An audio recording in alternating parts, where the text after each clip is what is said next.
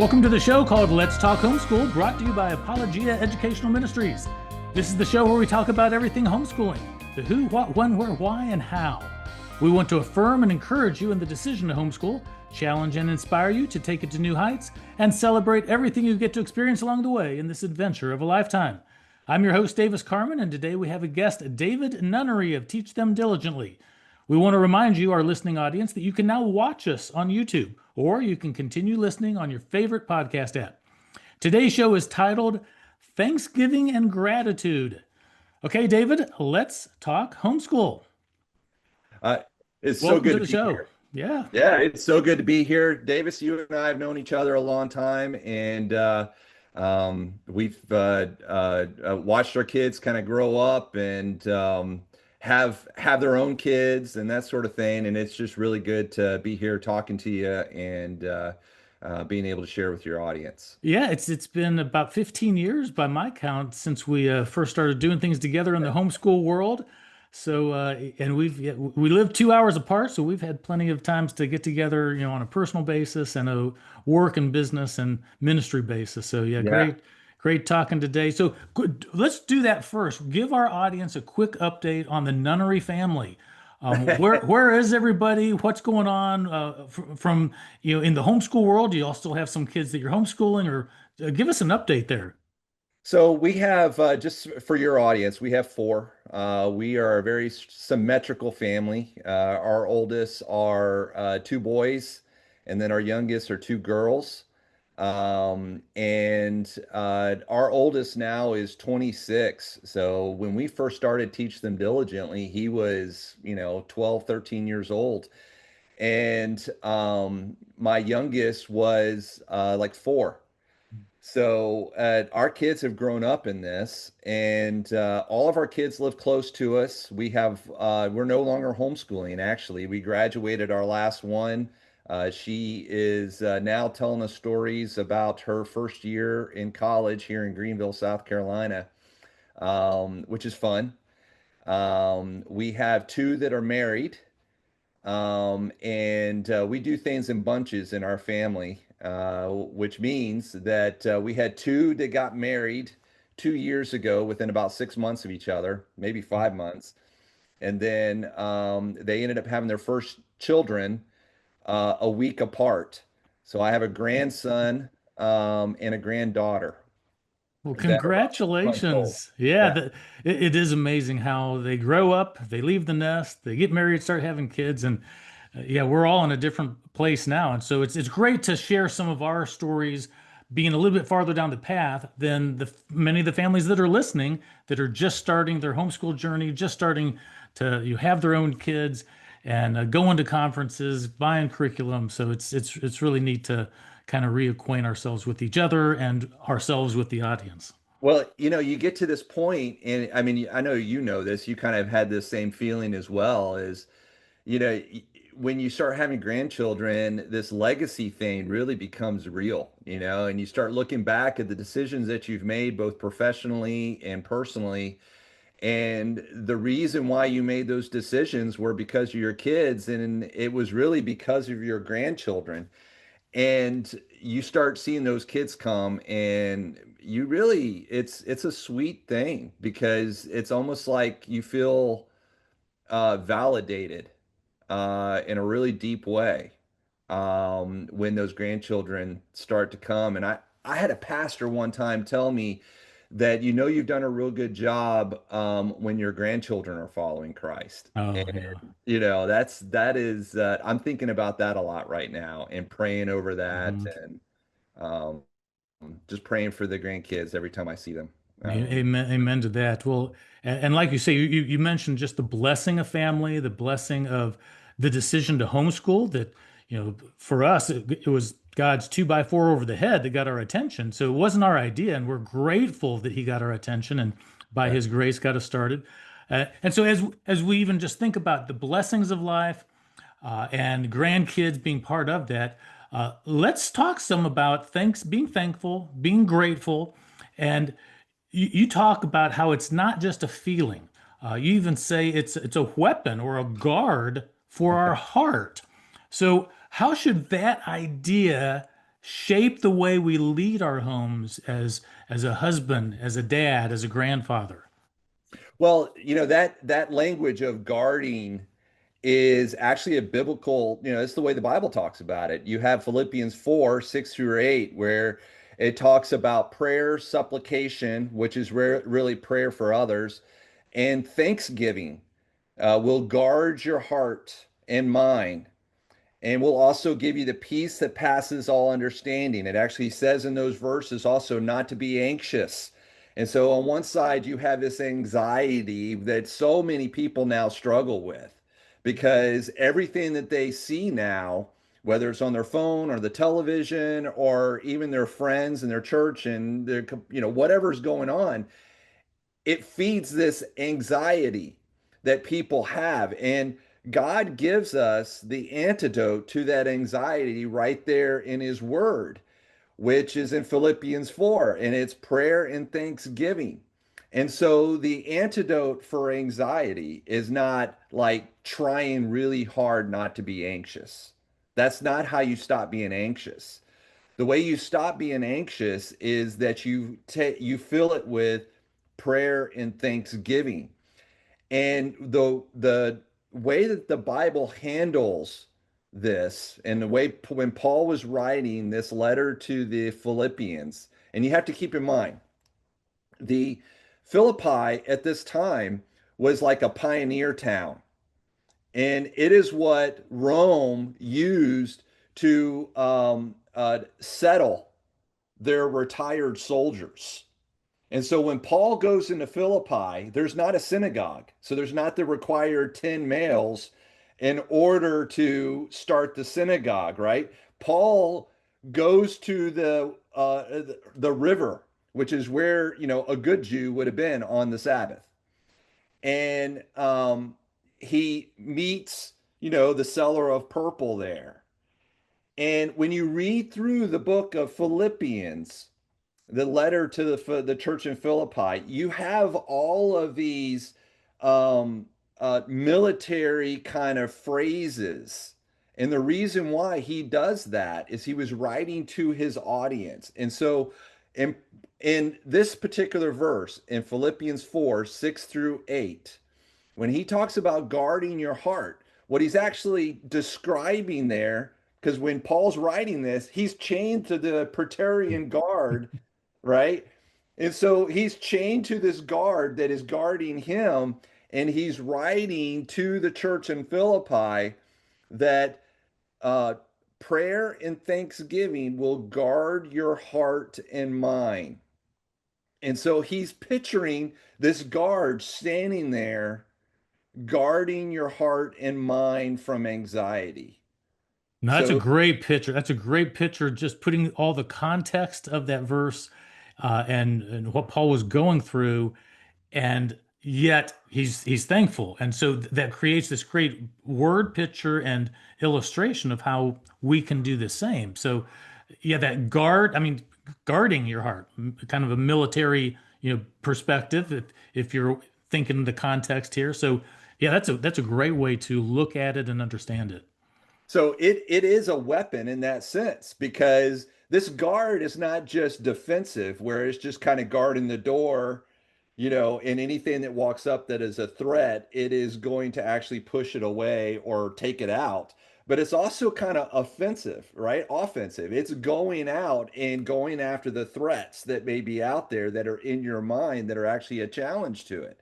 And so he's writing this it under being chained to the Praetorian Guard.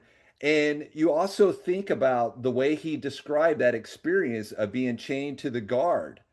He didn't talk about that as this horribly negative experience. He was not trying to candy coat it, but he says the entire Praetorian Guard has heard the gospel because of this experience. And so, even in that, he's talking about what he's thankful for. So, we have kind of this guide on how important it is to actually look for things to be thankful for, which also is, illustrative to us on how we should handle Thanksgiving because every good mom and dad will teach their child to say please and thank you.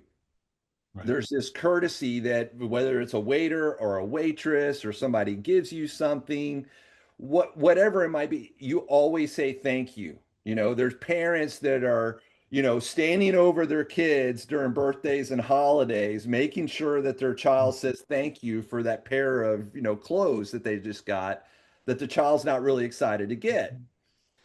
And so we are teaching our kids Thanksgiving in that way. But what we're doing when we do that is we're teaching it as a response. It's something that you do because somebody does something nice for you. And so it starts waiting for somebody to do something for you. And that's not the way the Bible describes Thanksgiving. Thanksgiving is more along the lines in the Bible of actually training your mind and your heart to look for the good things that God has presented you. So that when you think about a gift, your role in somebody handing you a gift is that you have to actually grasp or comprehend that gift. You have to actually reach out and say, get it. You don't let it slip through your fingers. And that's the way the Bible teaches Thanksgiving. Thanksgiving is actually grasping that gift. And so it starts with understanding who God is.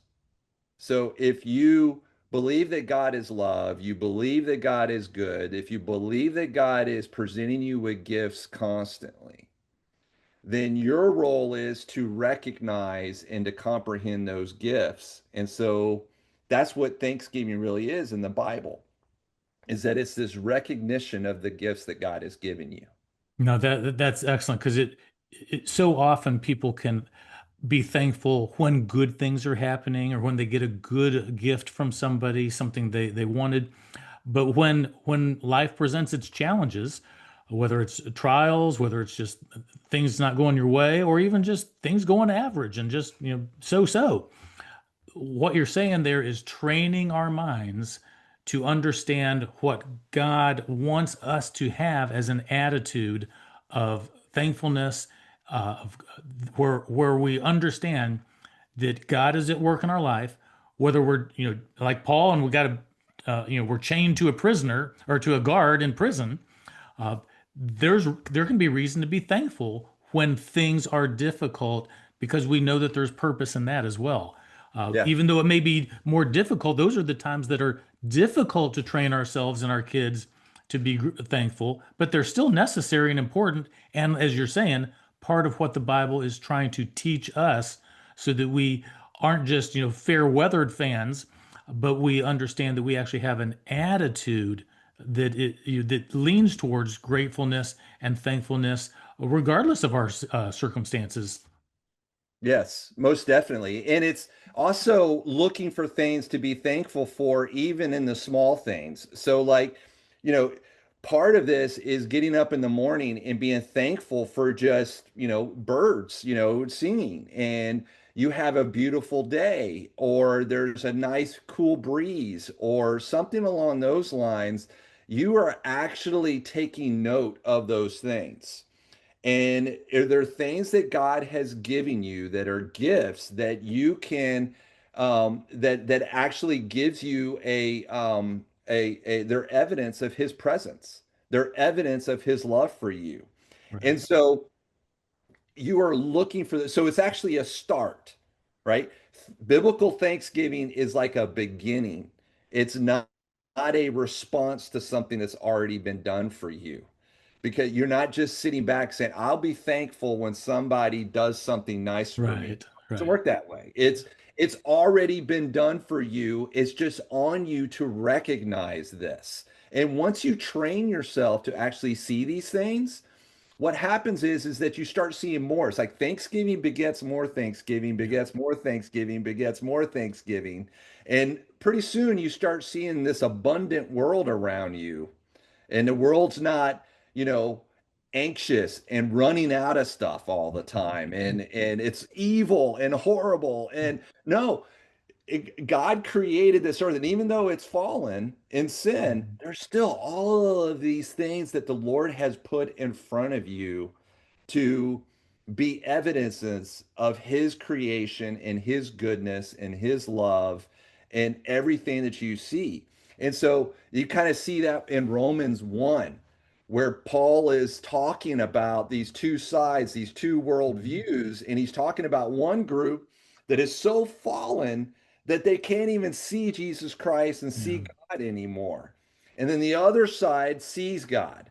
And it actually lists it there in chapter 1. It says, neither are they thankful. Yeah. And so the pathway to getting to the point where you can't see God anymore is you lose your ability to be thankful. Yeah. Yeah. There are definite consequences for a lack of thankfulness in your heart, in your mind, in your way of seeing things. Uh, so this is a great start to this topic. That gives us a sense of the attitude we should have, what the Bible teaches about Thanksgiving, some of the consequences of it. Let's talk a little bit about how Thanksgiving can play into our marriages. So, sometimes we've heard that it could rebuild or strengthen our marriages. What are some of your thoughts in terms of how this can play into our relationship as husband and wife? So there are let's start in I'm sorry, in Ephesians, right? There's this, chapter in Ephesians that a lot of pastors go through, especially during marriages, where it goes through the role of a husband and wife in a marriage. I think it starts in Ephesians 5:22.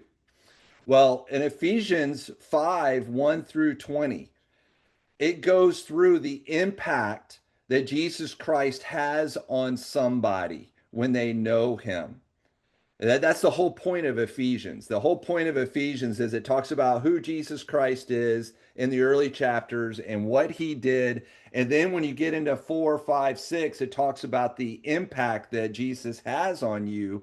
And then in 5 and 6, it's talking about these earthly institutions like marriage and, parenting and all that, the household, how that looks different from the Roman households that were so common, right? That was around the church in Ephesus. And so 1 through 20, it gives the impact of Jesus Christ. And in chapter 5, and twice in that section of 1 through 20, it talks about being thankful. Matter of fact, in verse 20, Ephesians 5:20, it says to be thankful in all things.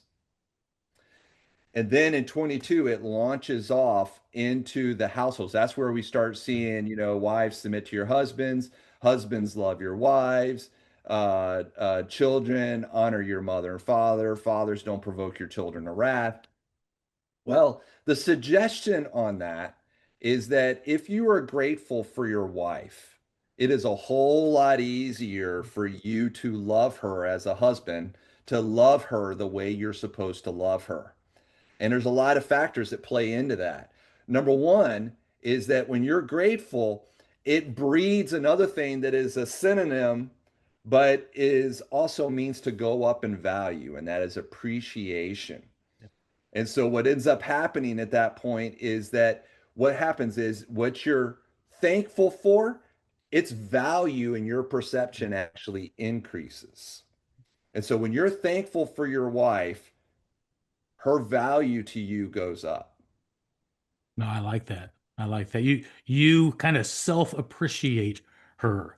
That's And right. that word, we understand what it means to appreciate somebody, but to appreciate, an item and make it go up in value, obviously the same root word. We're talking about the same kind of, results that happen by being thankful and appreciating something or someone. Yeah, and it's connected back to what we were talking about before, right? You're not waiting for her to do something for you to be thankful for. You are actively looking for things to be thankful for her for. Yeah. Right? And then you also have another situation like the wife when she is grateful for her husband, it is a whole lot easier for her to believe in him, which really that's what kind of this submission in the Bible, that's really what it's talking about is that you believe in your husband, you are willing to follow him, you are willing to be a part of what he has going on, right? You believe in him, and husbands need that. I don't think people realize that, they think about that as just a commandment. Husbands actually need to know that their wife believes in them, just like the wife needs to know that her husband loves her. And so it's a whole lot easier for a wife who is thankful for her husband and the appreciation of her husband increases to believe in him. Right. And so it's on her as well to look for things that she is thankful for in her husband. No, that sets up, a great stage for the kids in a household. If the kids see mom and dad not just loving each other, but appreciating each other, being thankful for each other, submitting and loving each other, that is a great foundation then for the kids to learn by example what it means to be thankful, grateful, and appreciate others, regardless of the circumstances or the things that they might get in return. So that's the start, the husband and wife's relationship. It Are not only that, but it also gives them stability, right? I mean, Mhm. the kids are like, man, everything's okay at home, Right. because I'm actually watching this play out, and so I'm on firm ground. So it relieves Absolutely. their anxiety. Absolutely. So are there some specific things that you've done to help teach this to your kids in a proactive kind of a way? So first of all, Thanksgiving is a habit, right? We've already talked about this. You're recognizing things to be thankful for, and you're proactive in recognizing those things. But it's not a natural response that we Mhm. have. This is not a natural thing. What is natural for us is to complain, to have entitlement, to be envious, which, by the way, envy is the opposite of Thanksgiving. So when you're thankful, you're saying, I'm so glad for what I have. When you're envy, you say, I want what you have. And so envy is the opposite of Thanksgiving.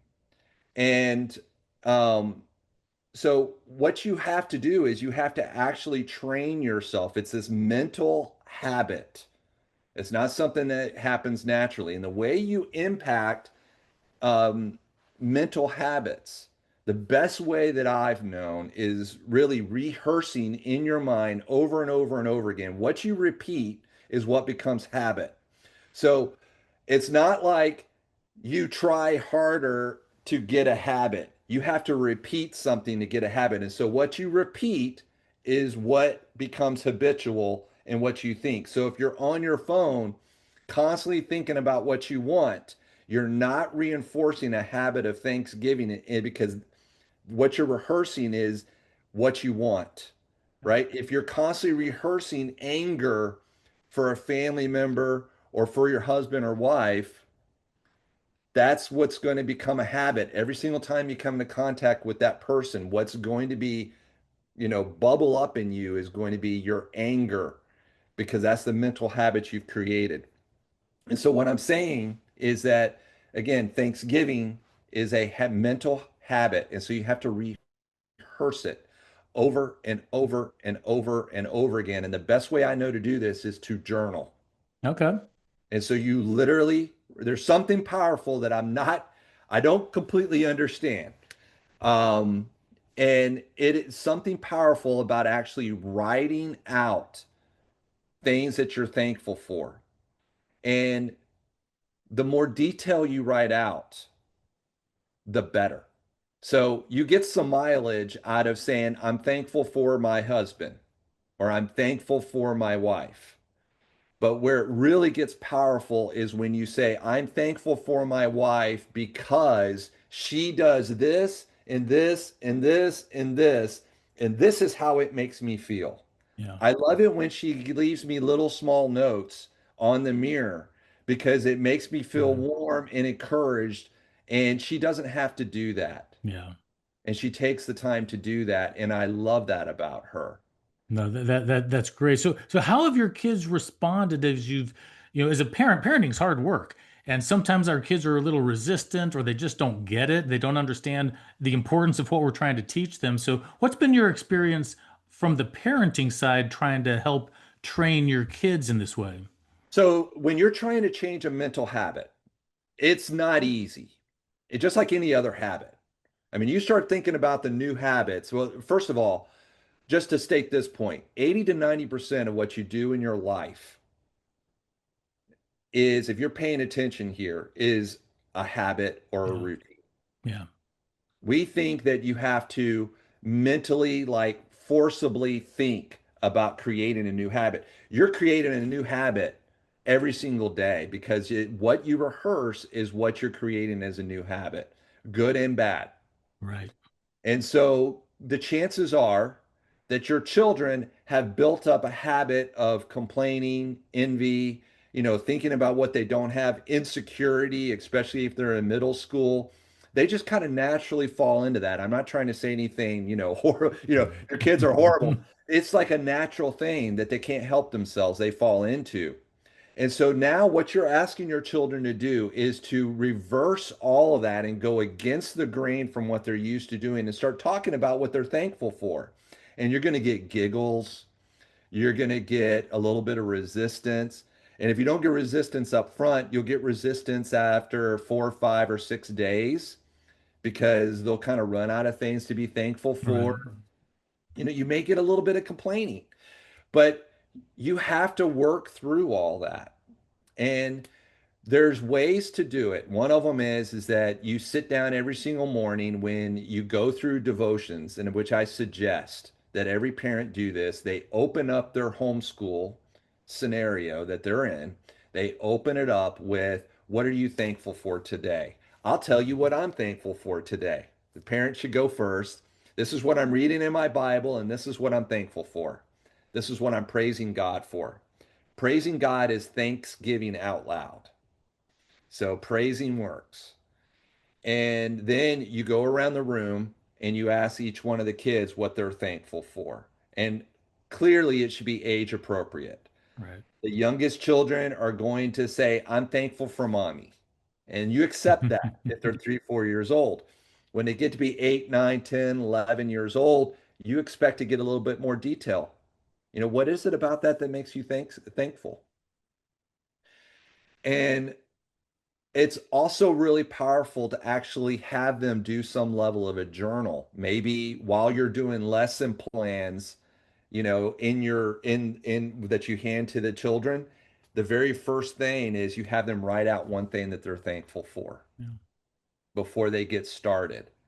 And so you're already building up that habit. Right.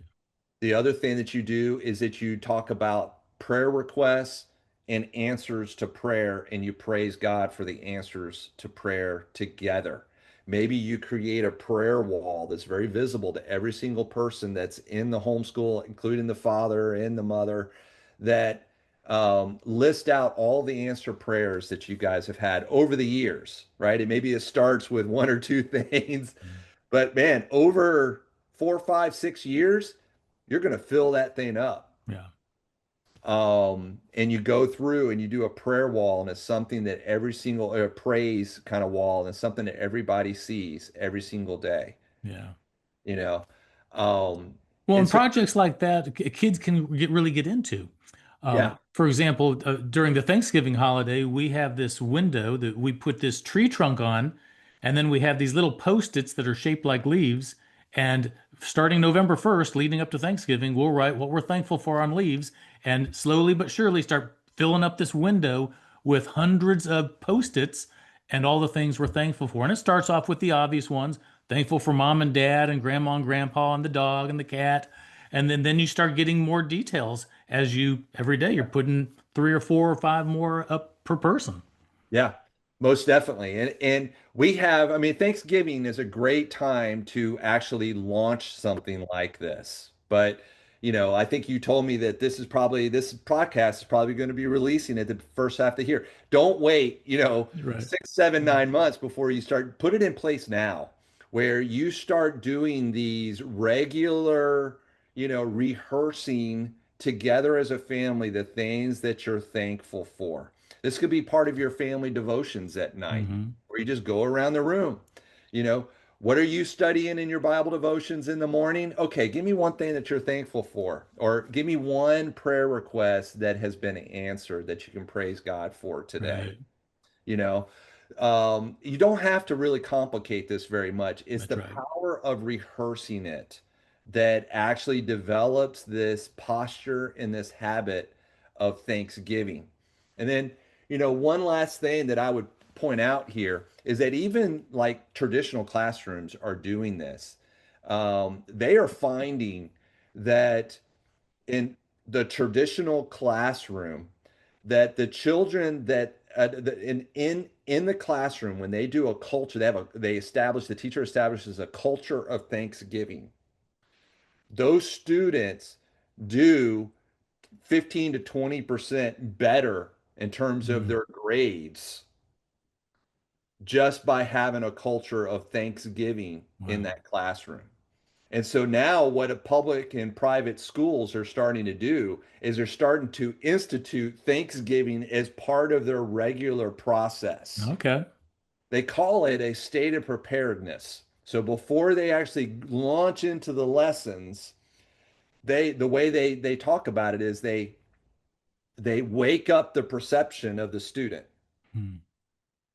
so that they can actually pay attention better. Right. And they do this with Thanksgiving. That is fascinating right there, and obviously there's lots of implications and ideas that could be there for the homeschool family to have a similar attitude of Thanksgiving, which is very biblical and Christ-centered.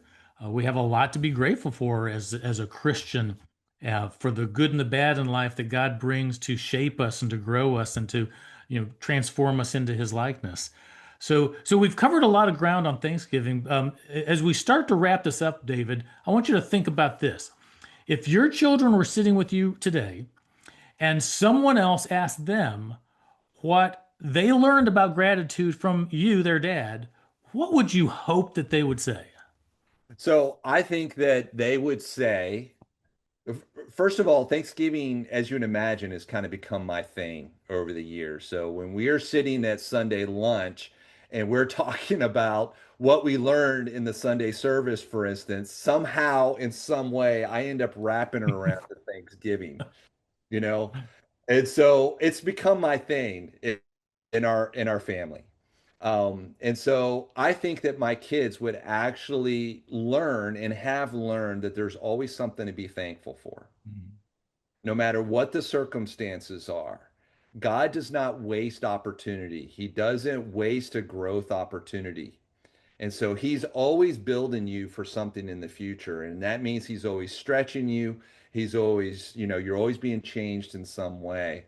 And Thanksgiving is part of that growth process. And so no matter what situation you're in, there is always, always something to be thankful for. And they have learned also that Thanksgiving kind of comes about from this priming of your attention, right? You don't recognize it naturally. And so you got to actually be looking for it. And I think my kids have actually learned to look for those things to be thankful for. And so they see it as like a foundation to the Christian life. It's Right. like the soil that you're planted in. It's like the fertilizer for the soil, kind of, jumping off of the seed and the soil parable Hmm. that Jesus puts out there. The fertile soil is actually fertilized with Thanksgiving. No, I like that. And so that's what I think my kids have learned because I've spent so much time talking about this, that it has gotten to a point where it's literally like in everything. Well, that's great. Well, it's time to bring this to a close, but is there anything that we have not discussed on this subject that you'd like to share and make sure our audience gets a chance to hear on this topic? Well, so you can actually develop a habit of Thanksgiving with a blank journal. You don't need an actual journal that is specific for Thanksgiving. But I will tell you that I have created a Thanksgiving journal. It's called a Transform Journal. You can find it on transformjournals.com. Okay. They're about $25. And I would love you to use that as a tool as you're trying to develop this habit of Thanksgiving. And the journal that I put together actually goes through the Thanksgiving Psalms. There's 53 Thanksgiving Psalms, and I go through 40 of them. And the reason why I go through 40 of them is because 40 is the number of transformation in the Bible, and it takes Yep. 40 days to develop a habit. And so we do 40 straight days of Thanksgiving through the Psalms. Oh, I like that. I like that a lot. So you can get that at transformjournals.com. And we also have a course that is on our website, and I'll send you a link to it that is on Thanksgiving that you can go through. Okay. Well, And while we're talking, go ahead and let our audience know some other websites where they can find you, teach them diligently, or any other resources you'd like to share with them. so we have obviously we have the events, right? It's teachthemdiligently.net is where you're going to find that. You can actually Google Teach Them Diligently. We're on the front page. Our events are in May of 2026 in Pigeon Forge and Branson.